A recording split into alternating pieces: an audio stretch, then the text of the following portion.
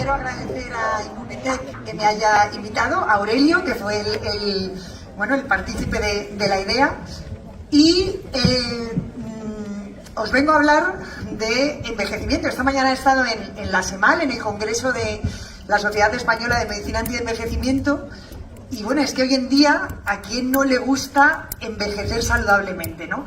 De hecho, lo he llamado rejuvenecer el envejecimiento a la ponencia. Entonces, si hablamos de envejecimiento, yo creo que hasta que me den el pasador, voy a decir pasa, porque no aparecía el pasador. Si vamos a hablar de envejecimiento, lo tenemos que definir. Entonces, cuando a mí me mandaron... Fenomenal. Muchas gracias. Cuando a mí me mandaron a hacer una de estas presentaciones hace ya tiempo, dije, ¿qué es el envejecimiento? Y me fui a la RAE.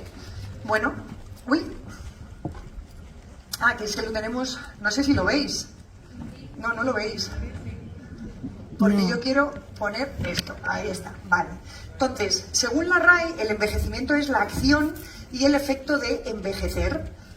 Soy un poco como mis hijos y dije, ¿y qué es envejecer? Bueno, pues la RAE dice que envejecer es hacer viejo a alguien o algo, ¿vale? ¿Pero qué es ser viejo? Bueno, pues ser viejo es la persona de edad, es decir, antiguo o del tiempo pasado. Por tanto, la RAE define el envejecimiento basado en la edad. Cuanta más edad tengamos, más viejos somos, más envejecidos estamos. Pero dije, ¿qué es el envejecimiento para los médicos? Y para los médicos el envejecimiento se caracteriza por una pérdida progresiva de la función fisiológica de nuestras células, de nuestros órganos, de nuestros tejidos. Es decir, el envejecimiento desde el punto de vista médico no tiene nada que ver con la edad. Yo puedo tener 80 años y tener una función fisiológica perfecta, y puedo tener 40 y tener una función fisiológica deteriorada, y estoy mucho más envejecido con 40 que con 80.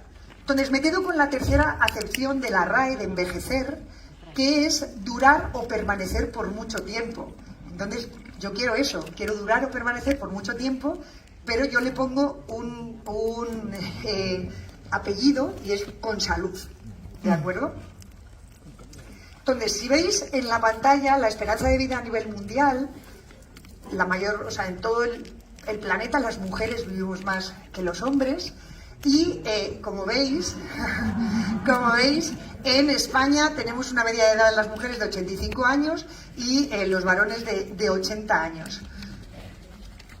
Hace poco, en febrero de este año, en La Voz de Galicia, porque mis suegros son gallegos, entonces fui a verlos, y leyendo el periódico me salió este artículo donde dicen que en la zona de Galicia, sobre todo de La Coruña, había mayores de 100 años 202 mujeres y varones 50. Dije, bueno, seguimos teniendo, igual que la esperanza de vida en el resto del mundo, las mujeres vivimos más que los hombres aquí. Pero quiero hacer la diferencia entre el health span y la life span. Es decir, una cosa es la esperanza de vida media, es decir, cuántos años vivimos, que sería la life span, y otra cosa es la health span, es decir, cuántos de esos años los vivimos con salud. Entonces, si veis en la pantalla, en Europa, en América, en las regiones del Pacífico Oeste, la edad media de life span está por encima de los 75 años, pero a mí realmente lo que me interesa es la línea verde homogénea, que es la health span, es decir, los años que vivimos saludables.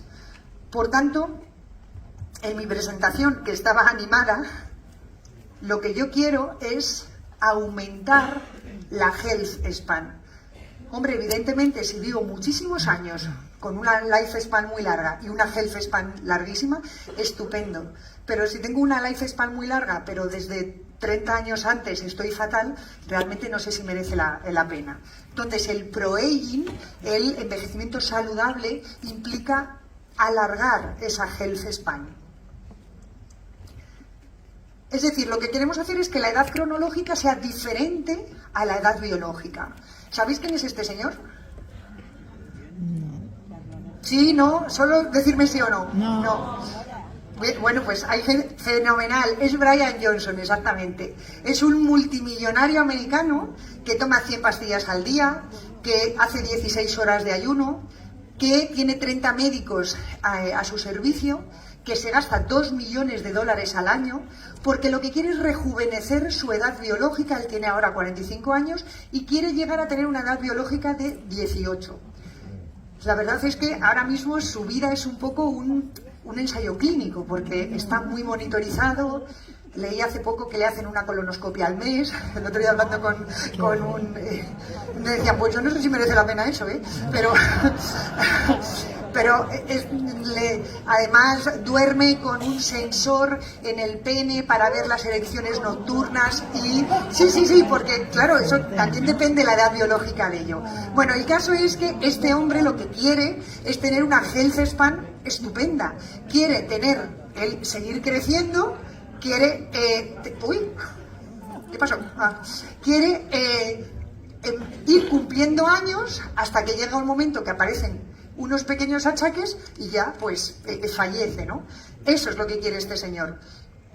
Él se gasta 2 millones de dólares al año. Yo creo que se puede conseguir sin gastar tanto, ¿no? ¿Por qué envejecemos? Bueno, pues se lo debemos, el poder decir que envejecemos porque nos oxidamos, al doctor Hartmann. El doctor Hartmann es el padre de la teoría de los radicales libres.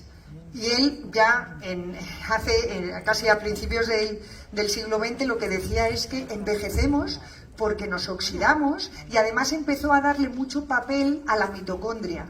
Envejecemos porque esa mitocondria empieza a estar disfuncional y eso es lo que hace que poco a poco vayamos teniendo enfermedades y vayamos envejeciendo. ¿Y qué ocurre cuando envejecemos? Es decir, está claro que envejecemos porque nos oxidamos. ¿Pero qué es lo que ocurre? Bueno, pues eso se lo debemos a este otro doctor. Este es español, es el doctor Carlos López Otín, que en el año 2013 publicó un artículo donde describió los hallmarks del envejecimiento, es decir, los sellos que marcan al envejecimiento.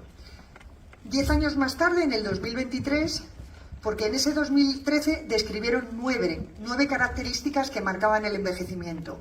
En el año 2023 describieron otras 3 y al final ya tenemos 12. Y se sabe que a medida que vamos envejeciendo, pues nuestras células se les van acortando los telómeros, van teniendo problemas en la proteostasis, es decir, en la síntesis de proteínas, tenemos daños en el ADN, tenemos inflamación crónica, empieza a haber disbiosis, es decir, se describió exactamente qué es lo que ocurre cuando envejecemos. Entre el año 2013 y el año 2023, son 10 años de diferencia, hay 300.000 artículos publicados a nivel científico que están estudiando qué es lo que podemos hacer para que ese envejecimiento se ralentice. Porque, como os digo, ese artículo del 2013 fue como el pistoletazo de salida de, si ya sabemos lo que ocurre cuando envejecemos, podemos atajar eso que ocurre, ¿no? Si no sabemos lo que pasa, no le podemos poner remedio. Por tanto, el envejecimiento es algo que nos preocupa a todos, como a todos los científicos, es decir, a todos los médicos, evidentemente a los pacientes también, pero a todos nos debe preocupar como personas, porque desde que nacemos casi que estamos envejeciendo, ¿no? Nos oxidamos porque tenemos radicales libres. Entonces podéis decir, jolines, pues que no los produzcamos. Bueno, los radicales libres sabemos que son necesarios. Son necesarios porque funcionan, entre otras cosas, como moléculas de señalización. El problema es que cuando somos jóvenes, cuando tenemos salud, esos radicales libres se eliminan rápidamente, entre otras cosas, por el nivel de glutatión que tengamos, pero también por ciertas vitaminas como la A, la C o la E, que son antioxidantes. El problema es cuando esos radicales libres se producen en exceso y entonces se produce un estrés oxidativo y eso es lo que nos hace enfermar. Por tanto, ese estrés oxidativo es el mecanismo clave en muchas enfermedades. ¿Qué produce radicales libres? Pues fijaos, cuando fumamos estamos produciendo radicales libres, estamos atacando a nuestro propio organismo. También, por ejemplo, la radiación, tanto la solar o las radiaciones ionizantes. La contaminación, vivir en un sitio sumamente contaminado hace que nuestro organismo nuestros pulmones estén respirando un aire que no es sano y también vamos a producir radicales libres. La disfunción mitocondrial de la que os hablaba antes. La mitocondria es fundamental para que nuestras células funcionen correctamente porque es el orgánulo que produce la energía. Si tenemos una disfunción mitocondrial no vamos a producir energía y al final las células se van a ver afectadas. El ejercicio extremo es un productor de radicales libres. El hacer ejercicio moderado todos los días es lo mejor que podemos hacer. Y lo peor que podemos hacer es: no, yo no hago nada de ejercicio entre semana, que eso me lo dicen muchos pacientes, pero bueno, el sábado juego 3 horas al pádel, digo, haces un flaco favor a tu organismo. Es decir, si el músculo no está adaptado a hacer 3 horas de ejercicio, te aseguro que se está oxidando en exceso. Por eso ese ejercicio extremo o ese ejercicio en alguien que no esté adaptado es un productor de radicales libres. El estrés, tanto físico como mental, también hace que nuestro organismo produzca más radicales libres. La alimentación inadecuada, el estar comiendo eso, el fast food, pues hacemos poco favor a nuestras células, ¿no? El tener inflamación crónica, es decir, cuando ya hay ciertas enfermedades, es como el pez que se muerde la cola, el estrés oxidativo nos hace enfermar, pero la enfermedad a su vez hace que generemos más radicales libres. Y los medicamentos, muchas veces el tomar fármacos para diferentes enfermedades, como decía un profesor mío en la facultad, es que realmente el fármaco es un mal menor, es decir, te están tratando unas cosas, pero te están afectando otras. Por tanto, si tenemos en cuenta todo esto, pues estamos muchas veces rodeados de factores que nos hacen tener un estrés oxidativo aumentado. ¿Y qué ocurre si hay un exceso de oxidantes? Pues está claro, no tenemos un equilibrio. Es decir, si tenemos más oxidantes que antioxidantes, pues nos oxidamos y nos pasa como a esta manzana. Es decir, en la manzana se ve claramente. En nuestras células ocurriría lo mismo y nuestra piel muchas veces es el reflejo de nuestro interior. Hay personas que tienen una edad cronológica realmente joven, pero les ves la piel y dices, uff, como sus órganos estén como su piel, realmente está muy envejecido, ¿no? Porque la piel la tenemos a flor de piel, nunca mejor dicho, y está expuesta sobre todo a, por ejemplo, a esa radiación solar que nos hace envejecer. ¿Qué tenemos que hacer para recuperar el equilibrio? Bueno, pues está claro, tenemos que disminuir los radicales libres, aumentar los antioxidantes y de esa forma alcanzaremos el equilibrio. ¿Cómo vamos a disminuir los radicales libres? Pues hay cosas que sí que podemos hacer. Es decir, los que fumen, dejen de fumar, por ejemplo. Es decir, ya están haciendo un favor a su organismo si no le están sometiendo a ese exceso de humo, a ese exceso de nicotina. Más cosas que podemos hacer: protegernos de la radiación. Es decir, no es malo tomar el sol, pero no es bueno a las 3 de la tarde ponerse sin protección a tomar el sol. Protejámonos. La contaminación, bueno, lo suyo sería que todos pudiéramos vivir en el campo y alejados de la contaminación, pero muchas veces eso no es posible. Pero sí que lo que podemos hacer es, siempre que tengamos un momento libre, pues que vayamos a pasar nuestro tiempo pues en sitios, bueno, pues abiertos y en contacto con la naturaleza, que eso es bueno no solo para disminuir la contaminación, sino también para disminuir de mucha contaminación cerebral, ¿no? Podemos hacer ejercicio, pero no extremo, es decir, podemos hacer un ejercicio más moderado. El estrés, vamos a intentar disminuirlo, que yo sé que es fácil decirlo, pero no es solo disminuir el estrés, sino también aprender a gestionar ese estrés. La alimentación, evidentemente, la podemos hacer adecuada. Es una de las cosas que esta mañana repetía, es que la forma mejor de atajar esas señales del envejecimiento es con una correcta alimentación. Eso es lo que está en nuestra mano. Y luego, en el caso de la inflamación y los medicamentos, pues hombre, si nos cuidamos, tomaremos menos medicamentos y a su vez tendremos menos producción de radicales libres. ¿Y cómo podemos aumentar los sistemas antioxidantes? Bueno, en nuestro organismo tenemos dos formas de antioxidarnos. Lo que llamamos las enzimas, que los que sois médicos aquí os sonarán. Estamos hablando de la superóxido dismutasa, de la catalasa, de la glutatión peroxidasa, bueno, de unas palabrejas muy raras, pero que son antioxidantes, son enzimas que nuestro propio organismo sintetiza para ayudarnos a luchar contra esos radicales libres. Y esas enzimas se producen, entre otras cosas, por un factor de transcripción que se llama NRF2, que ese seguro que sí que os suena, porque sabéis que cuando hablamos de los boosters, es uno de los factores o sea, es el NRF2 una de las cosas que estimula esos boosters. Bueno, pues ese factor de transcripción estimula la síntesis de esas enzimas. Y luego tenemos el sistema de antioxidantes no enzimáticos, que serían pues la vitamina C, la vitamina E, los carotenoides, la coenzima Q10, los estrógenos. Por eso las mujeres vivimos más, entre otras cosas, tenemos más estrógenos que vosotros, los varones. Entonces tenemos más sistema antioxidante. Y por último estaría el glutatión. El glutatión, todos lo sabéis, pero por si acaso hay alguno nuevo, el glutatión es un tripéptido, es decir, está formado por 3 aminoácidos, que es la cisteína, que es la glicina y el ácido glutámico. Cuando se une dentro de la célula, eso es muy importante, nuestra célula produce glutatión y ese glutatión es el antioxidante maestro. ¿Por qué digo lo de que es muy importante que se una dentro? Bueno, pues porque se sabe que las células son impermeables al glutatión. Es decir, yo puedo tener un montón de glutatión corriendo por mi sangre que no va a penetrar dentro de la célula. Lo que va a penetrar dentro de la célula son los aminoácidos y en concreto el más importante de todos es la cisteína. Para que se produzca la síntesis de glutatión se necesitan 2 enzimas.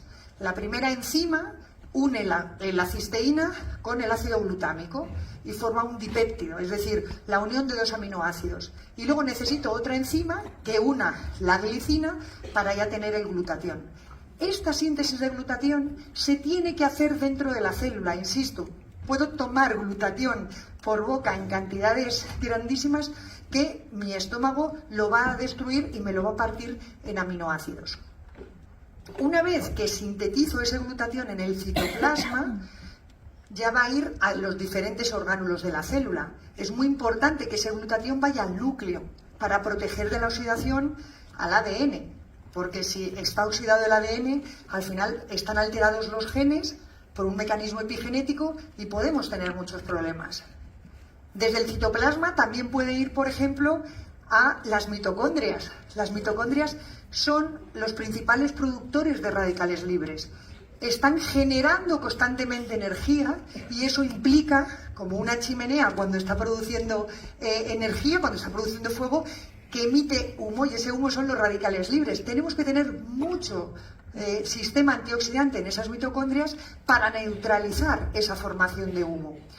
Y tiene que ir también al retículo endoplasmático. Y el retículo endoplasmático es donde se sintetizan las proteínas, por tanto tampoco puede estar oxidado. Porque si yo tengo ese retículo endoplasmático oxidado, las proteínas que voy a generar van a estar oxidadas también. Lo que quiero que veáis en esta diapositiva es que os decía que el glutatión, las células son impermeables para el glutatión, pero si os fijáis, el glutatión que produce la célula, si no lo utiliza del todo, es capaz de salir fuera de la célula. Entonces, la membrana celular es impermeable al glutatión desde fuera de la célula adentro, pero desde dentro a fuera no hay problema. Si tenemos un exceso de glutatión, ese glutatión va a salir fuera de la célula. Y una vez que está fuera de la célula, veis ese cuadradito azul, que es la gamma GT. Los que seáis médicos sabéis que es una de las cosas que medimos en la analítica, cómo están la GOT, la GPT, que son las transaminasas, y la gamma GT. Bueno, la gamma GT es una de las que se encargan de hidrolizar ese glutatión que está fuera de la célula en los aminoácidos de los que está compuesto, lo separa en cisteína, en glicina y en glutámico, y la célula es capaz de volver a absorber la cisteína. ¿Por qué os digo esto? Porque si en la analítica veis que los pacientes tienen un aumento de gamma GT, es una de las mejores formas de explicarlos que tienen exceso de radicales libres.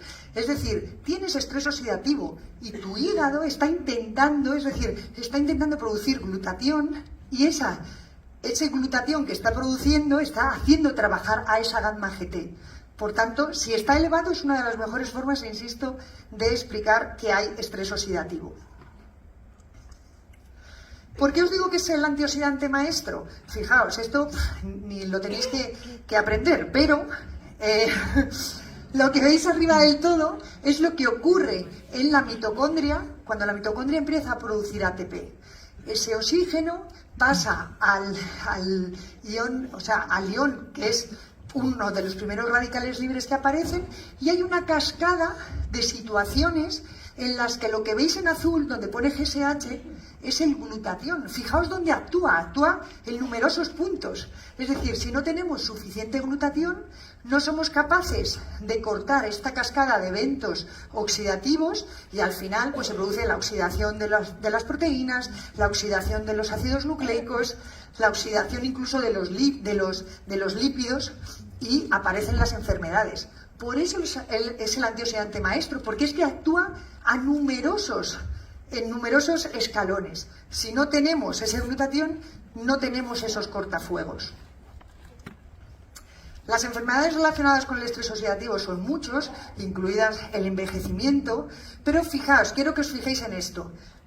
Las situaciones que están relacionadas con el déficit de glutatión están claramente estudiadas, es decir, el envejecimiento como tal, pero también enfermedades como el Alzheimer, el cáncer, la enfermedad hepática crónica, el deterioro cognitivo, es decir, siempre que hablamos de, tengo demencia, ¿tendré Alzheimer? Bueno, el Alzheimer es una de las demencias fundamentales, el 75% de las demencias son Alzheimer, pero también hay deterioros cognitivos que pueden llegar a ser demencias sin ser Alzheimer y está implicado el estrés oxidativo.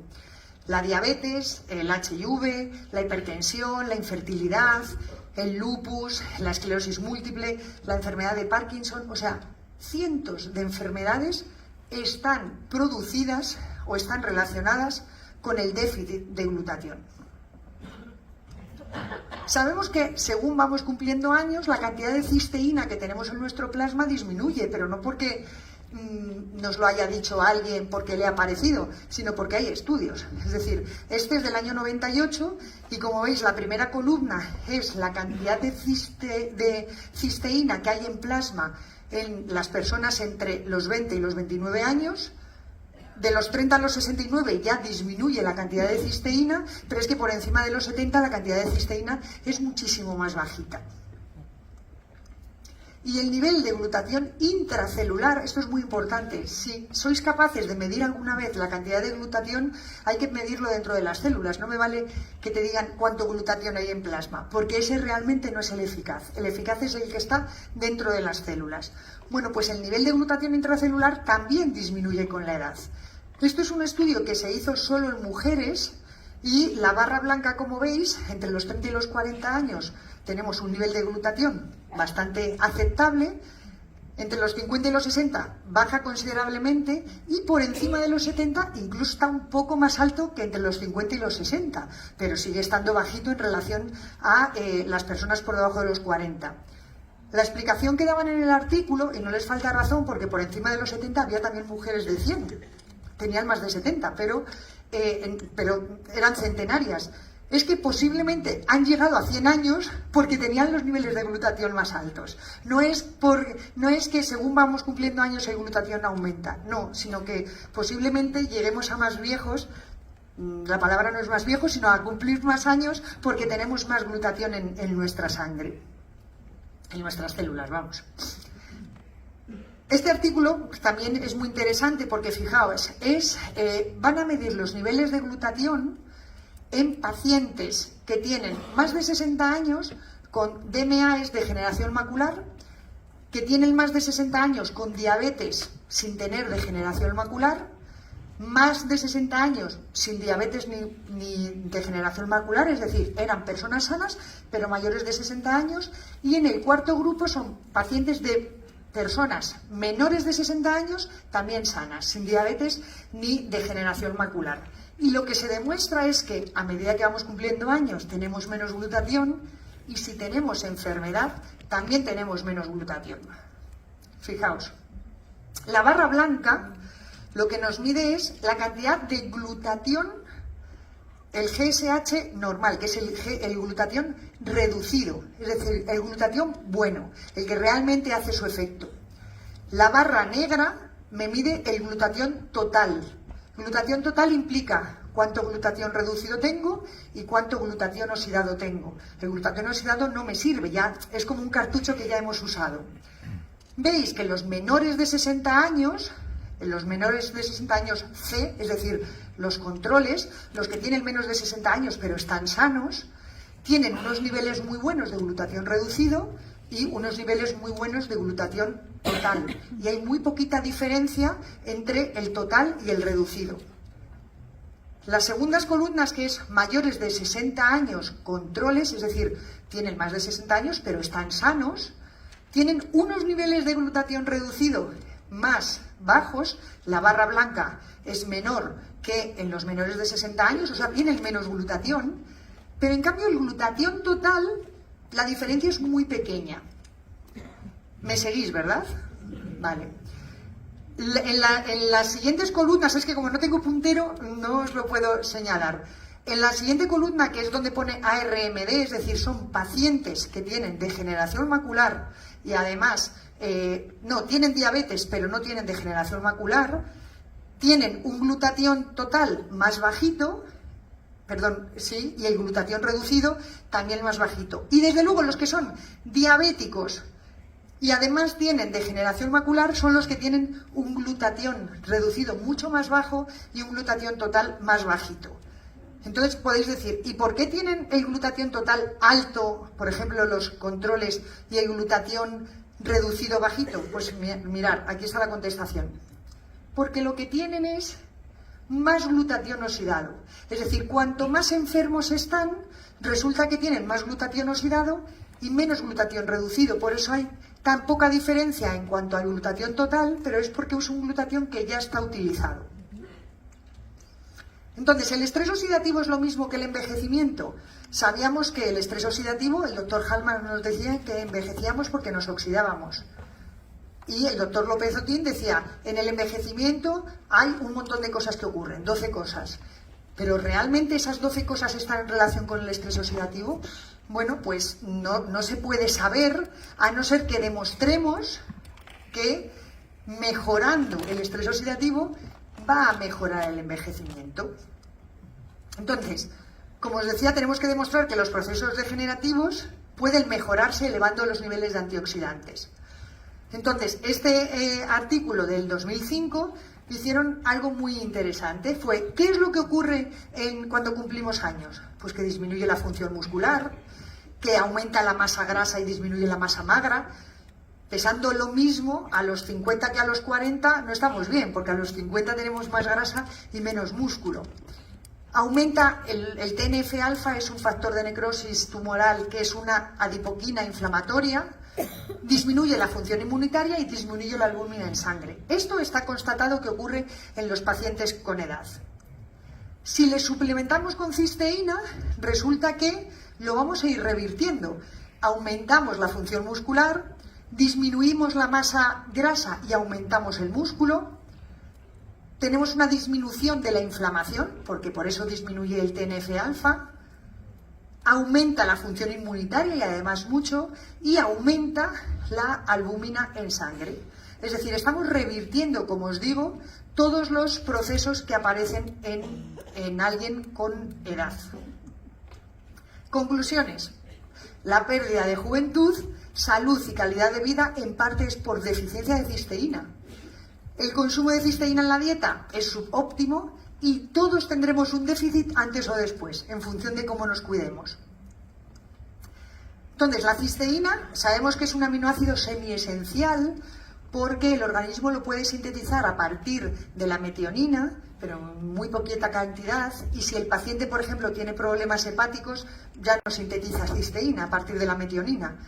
La cisteína se oxida muy fácilmente porque es muy inestable y su forma de disulfuro se llama cistina, es decir, la cisteína tiene un SH, ese radical de azufre, que es lo que le hace ser tan sumamente inestable. Pero cuando esos radicales de azufre se unen una cisteína con otra, es como que forman una coraza, forman una molécula que se llama cistina, Y esa cistina veremos que luego es muy importante porque es la que es capaz de estar protegida de los ácidos del estómago, de las secreciones del páncreas y de llegar al intestino y absorberse completamente. La mayoría de estudios clínicos sobre suplementación con cisteína se han hecho o bien con el NAC, que es la N-acetilcisteína, o bien con un aislado de proteína de suero de leche sin desnaturalizar, rico en cisteína de origen natural, que suena un poco, ¿no? Bien. Entonces, si hablamos del NAC, yo me he ido al Vademecum, al Vademecum americano. El NAC siempre, de hecho esta mañana en el congreso me lo presentaba un visitador como un suplemento nutricional y realmente no se puede presentar como un suplemento nutricional porque la FDA lo considera medicamento, pero a día de hoy todavía aquí en España se presenta como un suplemento nutricional. La N-acetilcisteína además, si miramos si es seguro, nos dice que es seguro, posiblemente sea seguro para la mayoría de los adultos, pero puede causar efectos secundarios como sequedad de boca, náuseas, vómitos, diarrea, es decir, no deja de ser un fármaco y puede producir efectos secundarios. También nos dicen que en los niños es probable que sea seguro, pero que se recomienda no darlo más de 12 semanas. Y si vemos los posibles efectos secundarios que puede tener, vemos que en el asma nos dicen que lo demos con cuidado, que si el paciente va a ser sometido a una cirugía, que se lo quitemos porque le puede alterar la coagulación o que incluso puede retardar la coagulación sanguínea. Entonces, si están tomando, por ejemplo, Sintrom o medicamentos parecidos, puede haber interacciones. Entonces, no es un suplemento al uso, porque puede tener efectos secundarios. El otro producto con el que se han hecho los estudios es con Immunocal, con el aislado de proteína de suero. Sabéis que es sin desnaturalizar, que es un nutracéutico de calidad farmacéutica, con 45 años de investigación y 25 de comercialización, que está incluido en el Fish and Dex Reference, que ahora os lo enseñaré, incluido en el CPS y además que tiene, pues muchas patentes. Yo, como curiosa que soy, cuando me lo presentaron, me fui al PDR, al Fish and Dex Reference, y empecé a leer, a ver qué es lo que pone. No sé si alguna vez os lo habéis leído, el PDR, pero eso es lo que pone. Tú te coges el PDR, que es como el Vademecum español, y te dicen que Immunocal es un aislado de proteína de suero sin desnaturalizar, especialmente formulado, especialmente preparado para proporcionar una rica fuente de cisteína biodisponible, que luego veremos lo que es. Ayuda al cuerpo a mantener concentraciones óptimas de glutatión, está clínicamente probado que eleva los valores de glutatión y hay varias patentes. Indicaciones y usos. Los estados de deficiencia de glutatión incluyen, pero no se limitan a HIV, hepatitis, cáncer, cataratas. Nos ponen ahí todas las enfermedades para lo que lo podemos utilizar. Contraindicaciones. Personas que tienen hipersensibilidad conocida a proteínas específicas de la leche. Solo a los pacientes que son alérgicos a la proteína de la leche. No hablan para nada de intolerantes a la lactosa. Precauciones. Personas con terapia inmunosupresora y personas con cistinuria. Es decir, como vamos a dar cistina, si tenemos pacientes que eliminan esa cistina por la orina y que tienen cálculos, antecedentes de cálculos renales por cistina, pues tendremos que tener cuidado con esa cistinuria, nos dice el PDR. Advertencias.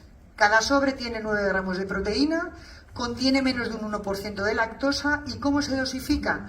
Pues si tenemos problemas de salud, 20 gramos por día, o sea, 2 sobres por día.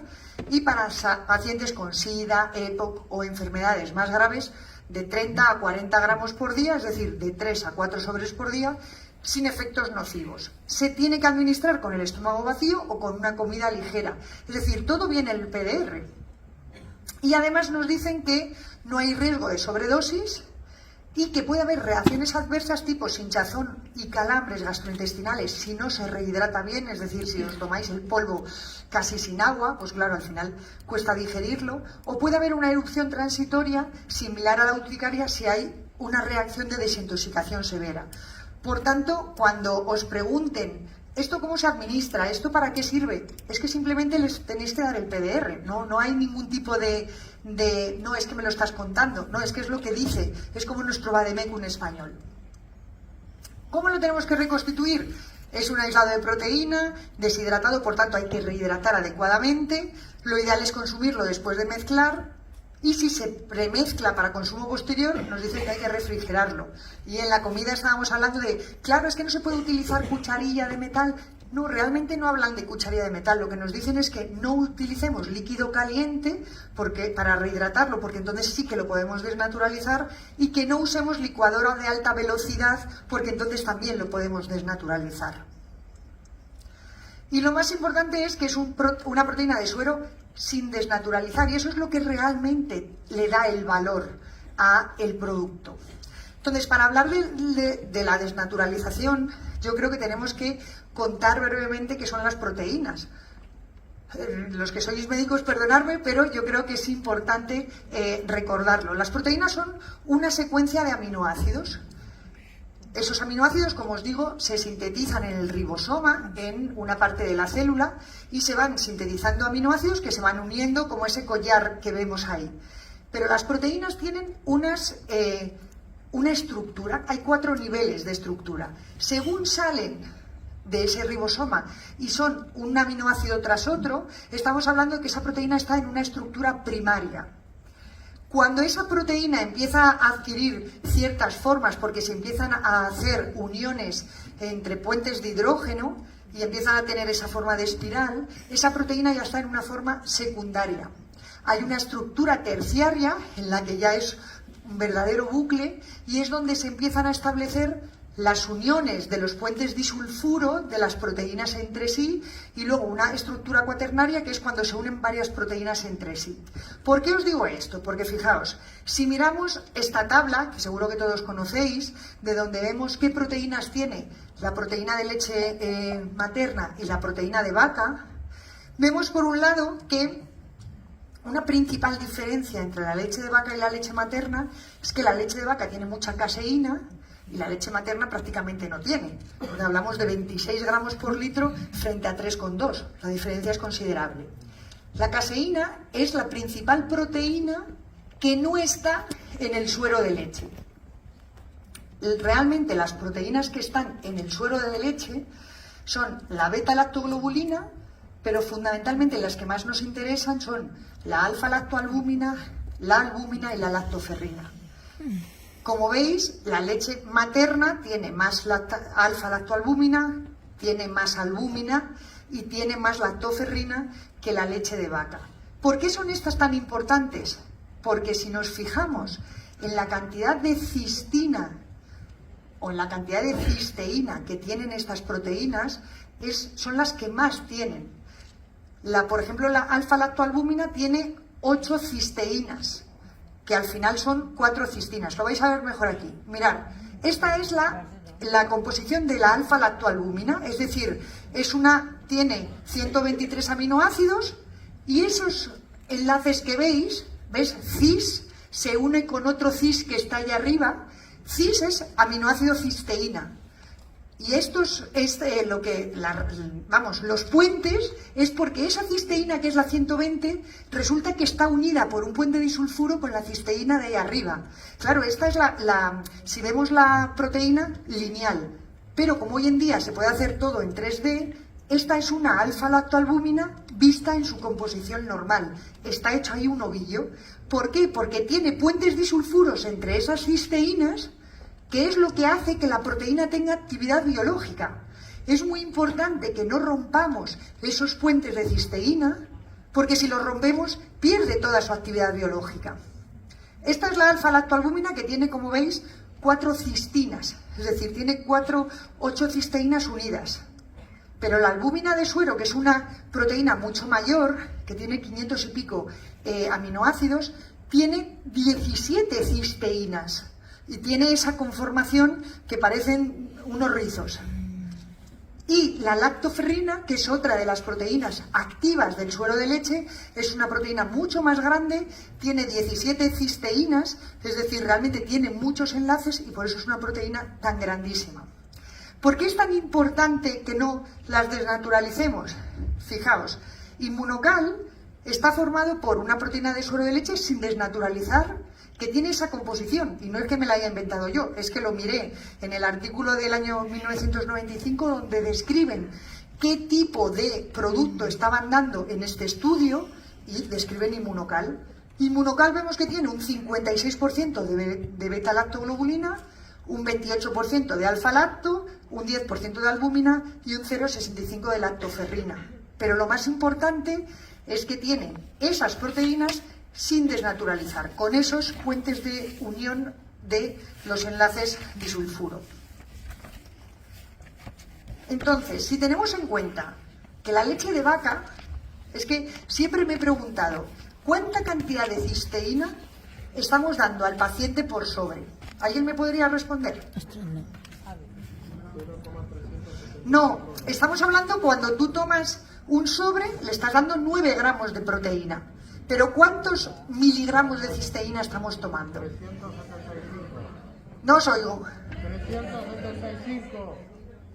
380 y tantos. ¿Y de dónde ha salido ese número? No, pero en el sobre no lo pone. Bueno, yo os digo que yo he hecho las cuentas según esto, ¿eh? Es decir, si tenemos en cuenta que la leche de vaca tiene 33 gramos por litro de proteínas. Un litro de leche de vaca tiene 33 gramos de proteína. Pero de esas 33 gramos de proteína, el 82% es caseína. Es decir, tan solo en la leche de vaca, tan solo un 12% son proteínas del suero. Es decir, un 12% de 33 son 6, más o menos. ¿Vale? ¿Me seguís? Vale. Si yo tengo en un sobre de Inmunocal, tengo 9 gramos de proteínas del suero, podemos inferir que necesito 1,5 litros de leche de vaca, que tiene 6 gramos de proteínas de suero por litro, necesito 1,5 litros para tener 9 gramos. ¿Sí o no? Vale. Entonces, necesito 1,5 litros de leche de vaca para obtener un sobre de Inmunocal que tiene 9 gramos de proteína. Si cada gramo de proteína en total en la leche de vaca tiene 6,4 miligramos de cisteína por gramo de proteína, es decir, por los 33, estamos hablando que habría que multiplicar 6 por 4 por 33. Ahora no me acuerdo cuál es eso sería 1 litro, pero como necesitamos 1,5 litros, estamos hablando que es en torno a 300 y pico miligramos de cisteína en un sobre. ¿Bien? Eso, si tenemos en cuenta que la leche humana tiene tan solo 9 gramos de proteínas por litro, tiene muy poquita proteína, pero resulta que el 75% de esa proteína es proteína del suero. O sea, en la proteína de la madre, la mayor parte de las proteínas son proteínas del suero. Alfa-lactoalbúmina, lactoferrina, albúmina sérica. Y cada gramo de proteína tiene 38 miligramos de cisteína. Es decir, es casi 6 por 4, 24, 6 por 5, 30, casi 6 veces más. Por eso podemos decir que la cantidad de cisteína que hay en un sobre de Inmunocal equivaldría ¿a cuánta leche de madre? 9 litros. A 900 mililitros de leche de madre equivale. Según esto, es decir, yo simplemente he hecho las cuentas con los datos que se saben de la cantidad de cisteína. Por tanto, yo creo que cuando os pregunten cuánta cantidad de cisteína tiene, lo podéis decir haciendo cuentas y no porque os lo hayan dicho unos u otros. Entonces, equivale a 900 mililitros de leche materna. ¿Y por qué es tan importante que es sin desnaturalizar? Porque fijaos, cuando nosotros tomamos las proteínas, que es esa secuencia de aminoácidos, cuando llegan al estómago, el ácido del estómago empieza a romper todos esos aminoácidos y empieza a producir aminoácidos por un lado y polipéptidos, o sea, va haciendo esa proteína que es muy larga, la va troceando. Por un lado salen aminoácidos de uno en uno y los polipéptidos son una serie de aminoácidos más grandes.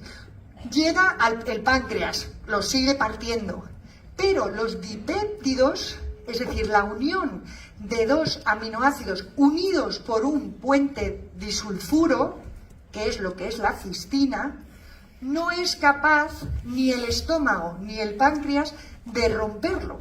Entonces llega al intestino delgado y ese dipéptido de cistina se absorbe, pasa a sangre y ese dipéptido de cistina, cuando llega a la célula, entra en forma de cisteína y forma el glutatión. Por eso es muy importante que, claro, si nosotros comparamos proteínas de suero de leche, hay muchas proteínas de suero de leche, pero si comparamos qué ocurre Inmunocal frente al resto de proteínas de suero de leche, es el que más aumenta la cantidad de glutatión, porque es un suero de leche sin desnaturalizar. De hecho, bueno, tenéis estudios clínicos, este es del 99, donde se demuestra cómo después de suplementar con Inmunocal hay un aumento considerable del glutatión intracelular y además aumenta un 35% y además no es solo que aumente el glutatión, sino que mejora la formación de ese músculo porque está hecho en deportistas. ¿Y son todas las proteínas de suero de leche iguales? No, un no redondo, ¿no? Este suero de leche, que es el que se toman los culturistas y la gente que va al gimnasio, es un suero de leche desnaturalizado. Eso que implica que cuando nos lo tomamos, el estómago y el páncreas lo que hace es ir rompiendo esa proteína que no tiene ningún puente disulfuro en los diferentes aminoácidos. Esos diferentes aminoácidos llegan al intestino y se absorben como aminoácidos independientes. Hombre, son muy importantes para nuestros músculos, porque cuando llegan al músculo se van a unir y entonces nos hacen generar masa muscular. Pero esos aminoácidos independientes no van a generar glutatión. Por eso es tan importante que la proteína esté sin desnaturalizar y es lo mágico de este producto, que han conseguido tratar ese suero de leche sin romper los puentes disulfuro. Por tanto, también se ha visto, por ejemplo, que en los pacientes que tienen obesidad tienen un aumento del glutatión oxidado y un aumento de los productos que se miden para ver cómo está su ADN, para ver cómo están sus lípidos, lo tienen todo aumentadísimo. Las personas simplemente por tener obesidad, aunque no tengan enfermedad, y por el hecho de disminuir de peso, van aumentando los niveles de glutatión porque mejoran ese estrés oxidativo.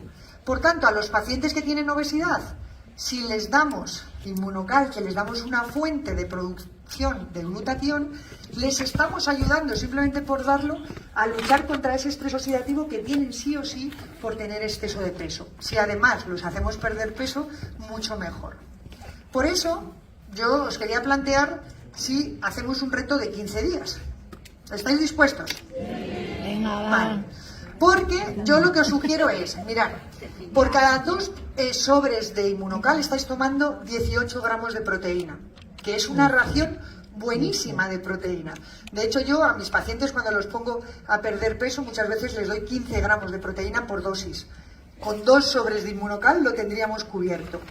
Si vosotros durante 15 días desayunáis como proteína, solo 2 sobres de Inmunocal, pero no pongáis más proteína en el desayuno, y en la cena ponéis 2 sobres de Inmunocal, que serían otros 18 gramos de proteína, y en la comida hacéis una dieta equilibrada, pues una verdura, una proteína animal, en 15 días me tenéis que contar lo que os pasa. Y lo que os pasa va a ser maravilloso. ¿Estáis dispuestos a hacerlo? Uy, he oído un sí muy pequeño, ¿eh? Vale, porque otra vez que nos encontremos me tendréis que contar qué es lo que ha pasado. Es decir, podemos estar dando al organismo antioxidantes y a su vez estar preservando la masa muscular y haciendo perder masa grasa. O sea, podéis combinar la Inmunocal no solo para tratar enfermedades, sino para mejorar ese exceso de grasa que todos en mayor o menor medida podemos tener. Por tanto, es momento de dudas. Si tenéis alguna duda, es hora de resolverla y si no, pues doy paso al siguiente ponente, que seguro que estáis deseando oírlo. ¿Dudas?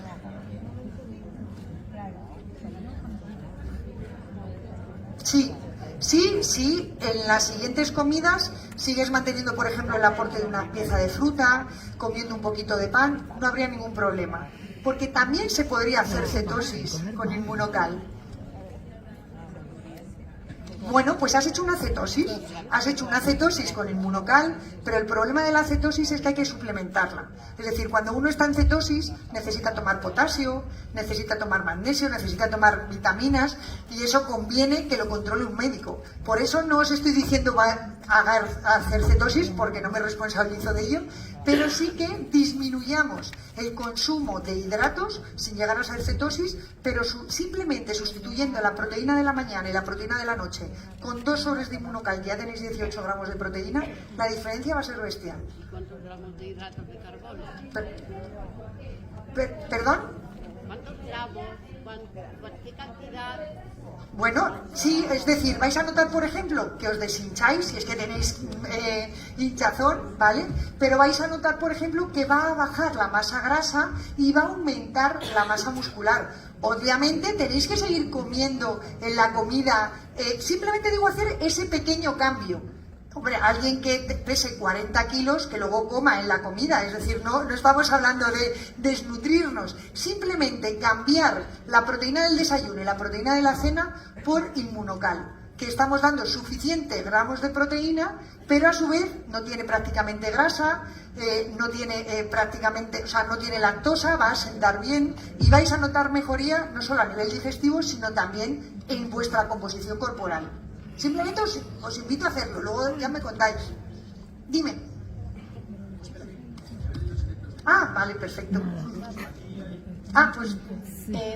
Hola, muy buenas. Hola. Quería saber si podrías explicar un poco cómo influye el inmunocal en pacientes con Alzheimer.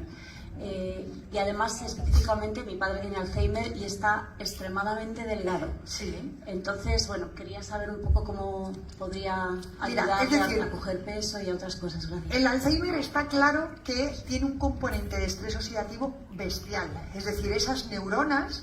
El Alzheimer se caracteriza, como te decía antes, es la demencia más frecuente, pero es que además es una demencia que tiene unas características patognomónicas, y es que nuestras células empiezan a acumular una proteína, que es el amiloide, dentro de las neuronas, y fuera de las neuronas empieza a haber un acúmulo de lo que se llama una proteína tau, que se van acumulando poco a poco porque la célula no es capaz de limpiarse, ¿vale? Entonces... a tu padre lo que le convendría sería tomar inmunocal, evidentemente, porque le estamos favoreciendo la formación de antioxidantes, o sea, eliminando esos radicales libres, pero conviene, por ejemplo, que le disminuyas también un poco el consumo de hidratos, ¿vale?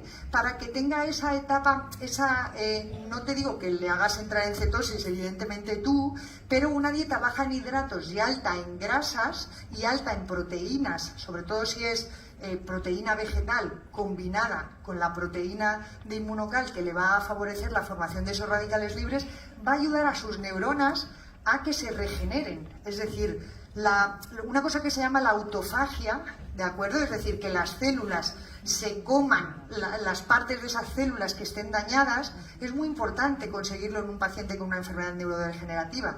En cualquier persona, cuando hacemos, por ejemplo, una etapa de 5 días que voy a comer menos, estoy ayudando a mi organismo a regenerarse, a hacer esa autofagia. Bueno, pues en un paciente que ya tiene enfermedad, le tengo que ayudar todavía más. Si él está muy delgadito, conviene que le aumentes la cantidad de inmunocal como proteína, pero también de carne, de pescado, de legumbre, es decir, de otras proteínas, para que de esa forma no pierda masa muscular, ¿vale? Y sobre todo lo que vas a ayudar es que esas neuronas se desintoxiquen y puedan ir, al menos no generando, no te voy a decir limpiar la proteína amiloide, pero sobre todo que no vayan acumulando más.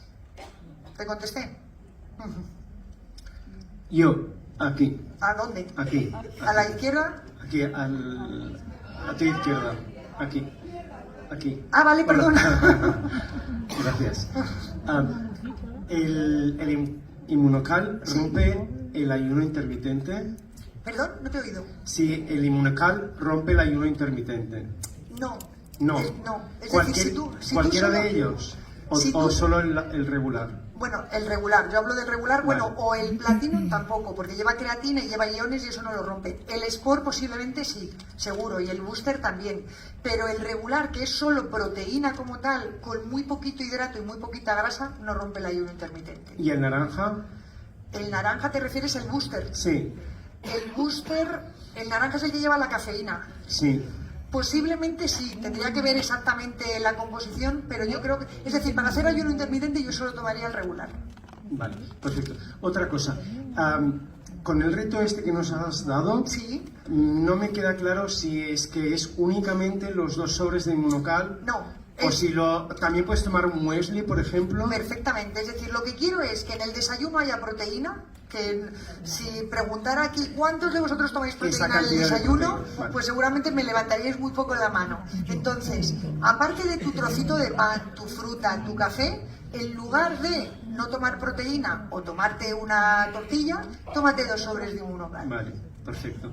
Muchas ¿Vale? gracias. Nada. Hola, buenas tardes. Aquí, Es que me da aquí. un foco y no veo nada. Pero bueno, aquí A su vale. derecha, a su derecha. Yo, lo que ha dicho usted del ayuno ese de los 15 días, Sí. sabe usted que... No es ayuno. O sea, no es. Bueno, Yo no sí, estoy a diciendo ver, sí, ayuno. no, bien, el programa este. ya Sí. está. A partir de ciertas edades, sabe usted que la presión arterial y el colesterol y etcétera Sí. están ahí dentro. Sí. ¿En qué ayuda eso? ¿En qué ayuda? Pues Sí. mire, una de las cosas que se ha visto, por ejemplo, para aumentar la health span de la que hablaba antes, de la vida, o sea, la vida saludable, sí, es que tenemos que aumentar el consumo de proteína a partir de los 50 años. Pero se ha visto que a partir de los 65 el consumo de proteína es fundamental.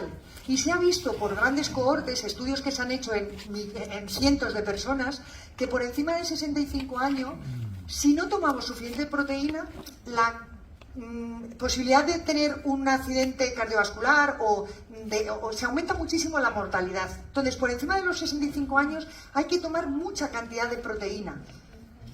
Inmunocal te puede ayudar en el sentido de que estás tomando 18 gramos de proteína sin prácticamente poner calorías y sin prácticamente poner hidrato de carbono.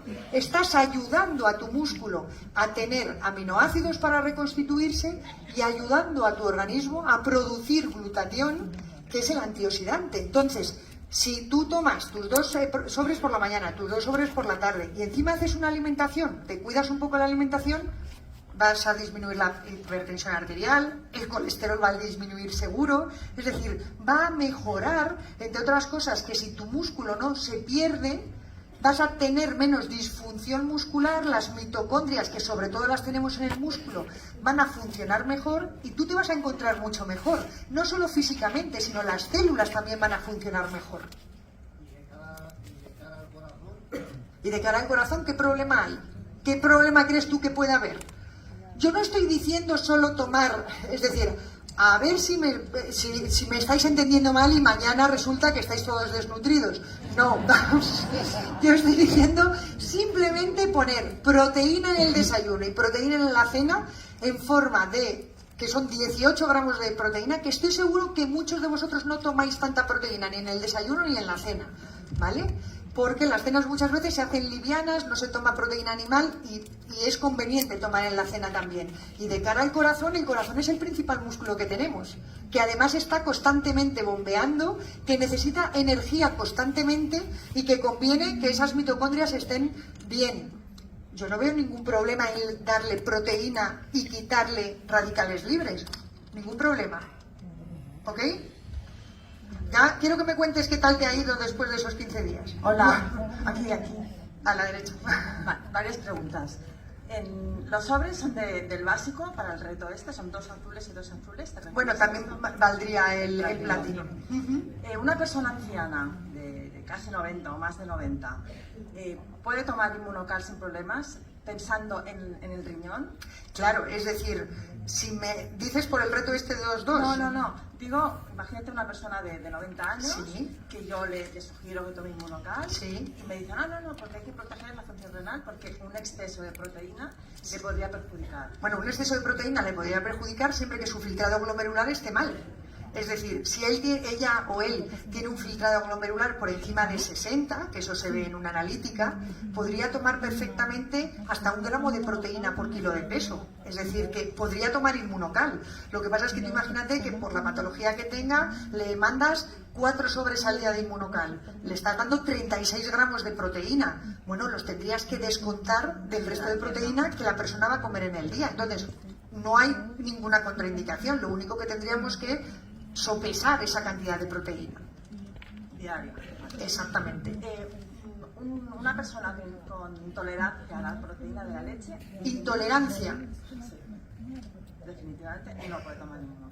Es decir, una cosa es alergia, No, sí. otra cosa es intolerancia a la lactosa, ¿vale? Y otra cosa es sensibilidad a la proteína de leche. Si tiene sensibilidad a la proteína de leche, yo se lo quitaría al menos 6 meses hasta que se negativizara esa sensibilidad, porque la sensibilidad a la proteína de la leche es reversible y sobre todo muchas veces viene dada porque tienen permeabilidad intestinal. Si les tratamos esa permeabilidad intestinal, le quitamos el irritante, la mayor parte de las veces se desensibilizan y entonces sí que se lo podríamos dar. Vale, última. ¿No? Un deportista, una persona que practica deporte bastante y se suplementa pues con lo típico de los deportistas, aminoácidos. ¿Le retiramos esto si empieza el Inmunocal en las 3 versiones o en las 4? ¿O le dejamos que tome esos aminoácidos igualmente? Es que también depende de la cantidad de ejercicio que haga. Es decir, si es una persona que, como algunos de mis pacientes, ¿haces ejercicio? Sí, juego al golf 2 veces a la semana. Bueno, perdonadme los que jugáis al golf, pero hombre, mucho ejercicio no es. Pero si realmente sí que hace culturismo, quiere hacer un crecimiento, pues entonces a lo mejor tendría que tomar aminoácidos de cadena ramificada y además Inmunocal. Pero si simplemente voy al gimnasio 4 veces a la semana a hacer algo de tonificación, con el Inmunocal les bastaría. Tonificados no se contemplan, claro, en el Inmunocal. Vale, muchísimas gracias. Nada. Buenas tardes y muchas gracias por la exposición tan increíble en tan poco tiempo. Estoy aquí. Perdona, pero no te veo. Vale, ya. Bueno, estaba con un cliente, un amigo realmente, que está pasando por cáncer. Sí. Ya tiene implicado el riñón y pues toda la muscularización está implicada con un quiste y ya le han dicho que le van a quitar el riñón. Sí. Le estoy diciendo de tomar Inmunocal y la mujer me decía, es que muchas de los suplementos que hay cuando están regenerando, también regeneran células cancerosas y estaban con miedo de eso. Entonces no sé cómo funciona. No, mira, diferente. una de las particularidades de las células cancerosas es que suelen tener más glutatión intracelular, porque son tan listas que se generan glutatión como para intentar protegerse. Bueno, pues si tú das cisteína desde fuera y haces generar al organismo más glutatión, esas células que ya de por sí lo tienen alto van a aumentar el nivel de glutatión y se van a automorir, porque las células son capaces de hacer un feedback de si tienen suficiente glutatión, como que paran de sintetizar glutatión. Entonces, si tú les das cisteína, las células sanas van a generar glutatión, pero las células cancerosas como que van a cerrar ese ciclo y es como que se mueren en sí mismas. ¿Cómo se dice? Se ahogan en su propio glutatión. ¿Me entiendes? Por eso no es una contraindicación tener un cáncer. Todo lo contrario, está indicado porque estamos ayudando a las otras células a que generen su propia defensa, que son células sanas. Las células cancerosas que se ahoguen en su propia glutatión, pero las sanas se van a proteger porque tienen unos mecanismos celulares que las cancerosas no. Entonces no tiene por qué tener problema. Otra cosa es que le quiten el riñón, empieza a tener una insuficiencia renal, entonces habría que calcular la cantidad de proteína que tiene que tomar y lo tendrían que tener en cuenta a la hora de hacerle la dieta, pero no es una contraindicación el hecho de tomar Inmunocal. ¿Me entendiste? Sí, perfecto. El booster naranja, como tiene cafeína y guaraná, obviamente para hipertensos no está aconsejado, ¿verdad? Exactamente. Okay. Y para personas que han tenido un preictus cerebral, digo, todavía no han tenido el ictus, no ha habido una parada, pero sí ya han tenido los mareos o los devaneos. El inmunocal es aconsejable, obviamente. Yo no veo ninguna contraindicación, ¿no?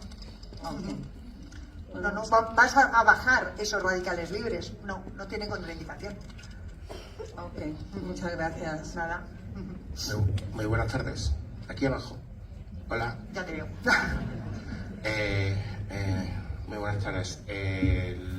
Últimos estudios han demostrado la melatonina como un potente antioxidante. Antioxidante, Y sí. no se lo ha visto ahí. Sobre todo intracelular y mitocondrial. ¿Qué opina de los efectos sinérgicos que puede tener con el GSH de mitocondria? Bueno, es decir, todo lo que tomemos que sea natural, ¿vale?, va a ayudar a nuestro organismo a tener ese grado de antioxidación. Ojo con los antioxidantes que hemos visto, la vitamina C, la vitamina A, la vitamina E. Muchos antioxidantes, si los tomamos en exceso, se transforman en prooxidantes. Por eso no es bueno estar tomando antioxidantes sin tener control. Pero lo que estamos tomando con Inmunocal no es un antioxidante como tal. Lo que estamos haciendo es darle al organismo las herramientas para que sintetice antioxidantes si los necesita. Pero si nosotros damos mucha cisteína o mucha cistina y el organismo no necesita glutatión, pues esa cisteína y cistina se van a utilizar para otra serie de síntesis de proteínas. Por tanto, la diferencia que tiene el tomar vitamina C, que es antioxidante como tal, o tomar un exceso de melatonina, es que se pueden transformar en prooxidantes, porque la propia molécula ya es antioxidante, pero es que Inmunocal no es antioxidante. Inmunocal proporciona las herramientas para que nuestro organismo se sirva, es como autoconsumo. ¿Me entiendes? Entonces, claro que pueden ser sinérgicos, pero de abusar de algo, preferiría abusar de darle al organismo que se sirva, que no de darle el antioxidante como tal, porque sí que puede tener efecto secundario. ¿Ok?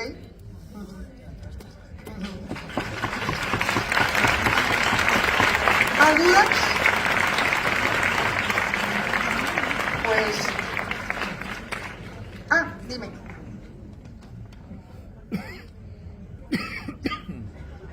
Yo te oigo.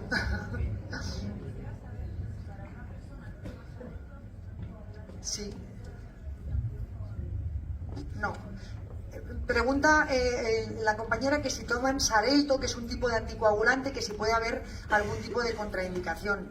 Incluso con el Sintrón no habría contraindicación y el Sintrón sí que se altera por la medicación, pero el Xarelto es que no tiene nada que ver con lo que comamos, ¿vale? Entonces, incluso pacientes que están tomando Sintrón podrían tomar Inmunocal, lo que pasa es que habría que dárselo, es decir, el problema de los pacientes anticoagulados con Sintrón es que les cambiemos de un día para otro su alimentación. Entonces, claro, como que les desbaratamos.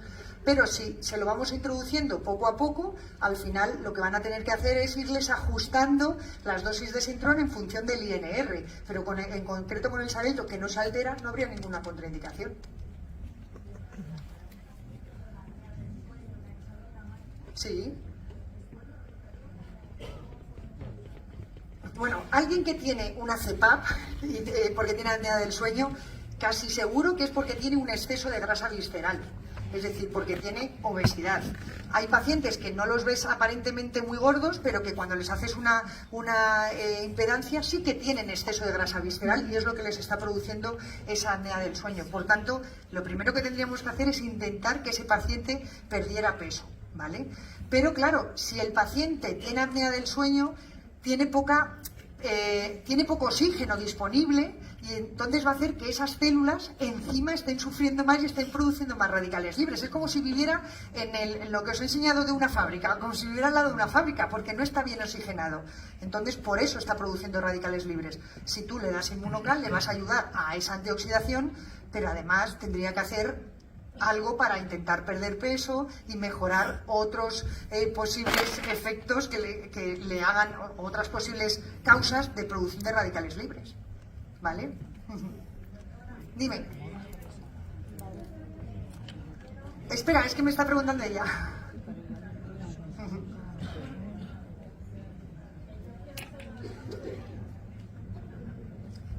Dime. Sí.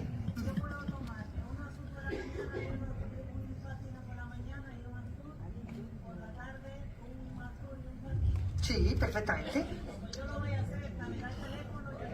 Ok. Bueno, me están diciendo que tiene que venir el siguiente ponente. De verdad, muchísimas gracias. Espero que os haya servido. Gracias.